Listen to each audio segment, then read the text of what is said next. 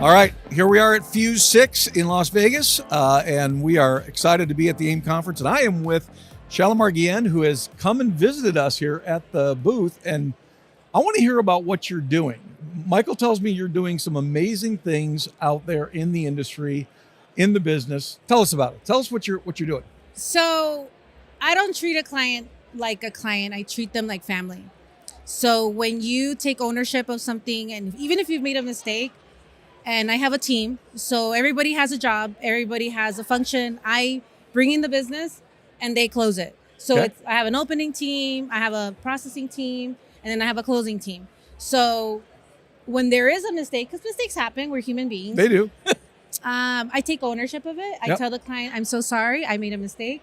I will make sure that we learn from it. Okay, And hold I on do- there. Uh-huh. So you said you take ownership of it. You I don't, do. You don't point it at anybody else. No. Okay, great. Love it. Because then my realtor partner would be like, oh, there's no excuse after that. That's right. Because I took ownership of it. Good. So when I take ownership of something, I make sure that I understand what the issue, let's say I go and I find out what the issue was, and then there's no pointing fingers. We're a team. So when one of us, Awesome. makes a mistake, we all make a mistake. Yep. So I take ownership of that. I treat my clients with respect, obviously, and empathize with them, listen to their story, tailor it to what they need.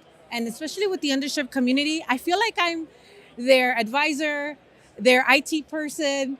I pretty much I have someone that helps me set up their email because they don't know how to do it. Awesome. And it's like they come back and they trust me so much that they refer everyone. So the best way to do a very well job is to do it right the first time and give them a 5-star experience to where they want to refer you more people. Right. So that's word of mouth really is how I do business. A lot of my clients, I do TikTok, don't get me wrong. I do TikTok, Instagram Reels, I do videos. I have to do content because that's how I get clients. So the way that I offer value to my clients and I offer value to my realtor partners and I partner with affiliates. So to be able to create that in a community that is underserved, it brings a lot of value because then I'm not just a mortgage broker. I am your trusted advisor. Yep. I'm someone that you know from the community and I'm there to help you. I'm not there to profit from you. Awesome. So that's what Now, when my you say success is. affiliates, explain that. Who are the affiliates you're So helping I them with? affiliate myself with divorce attorneys, with CPAs. CPAs actually are a hidden gem Fantastic. because they know what your clients make. Yep. And if I need to do a P&L and I'm really good friends with the CPA, hey, I have one that I work all the time with. Her name's Sarah. Hey, Sarah, you have so-and-so. I need a P&L. I need you to do and she gives me the P&L. Obviously, the client consents everything. And we work together to make the opportunity possible to create generational wealth for these clients that otherwise wouldn't know how to do it. So we tailor the loan based on how they do their taxes. Yep. So most business owners, like people of the underserved community, are entrepreneurial. So the fact that I speak Spanish, I understand how the culture is. Yep. I explain the process to them and I say, it's up to you. Do you want to do the things the way you do it now, or do we want to do it this way? So I give them options. Yep. So you give them an option and then they make a choice.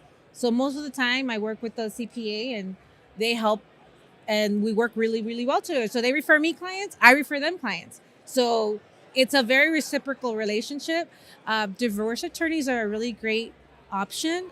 Probate attorneys, they are amazing. So as a mortgage broker, it's very unusual for you to have those kind of relationships. Yep. But I've noticed that realtors that are very successful don't just depend on the open market. Yep. They have diversified their funnel, like you say. Like, Yep. I'm getting referrals from a CPA. I'm getting referrals from a divorce attorney. I'm getting referrals from a probate attorney.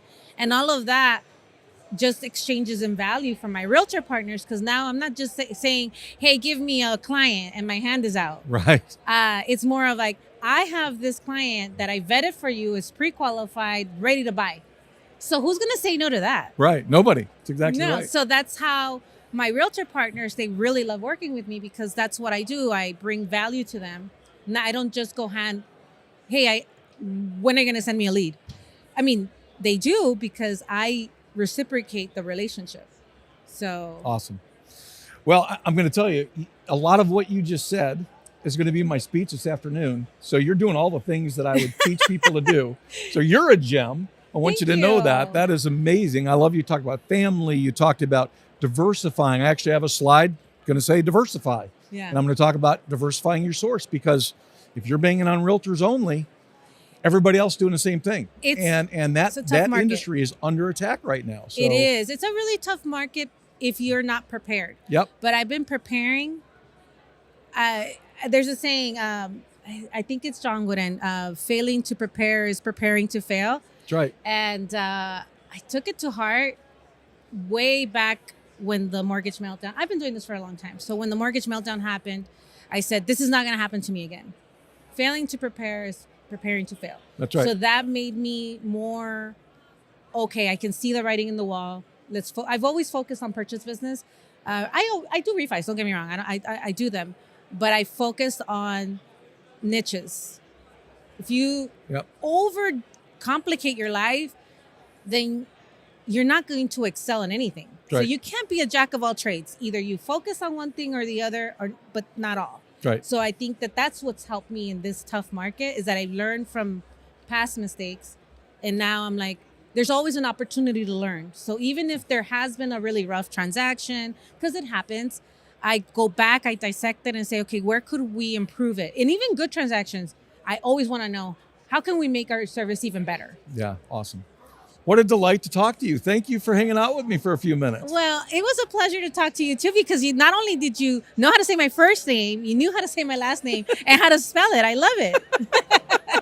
It was a pleasure, Dale. Pleasure was all mine. Thank you so much for inviting me. It was an honor. Great to be here. Thank you. Thank you.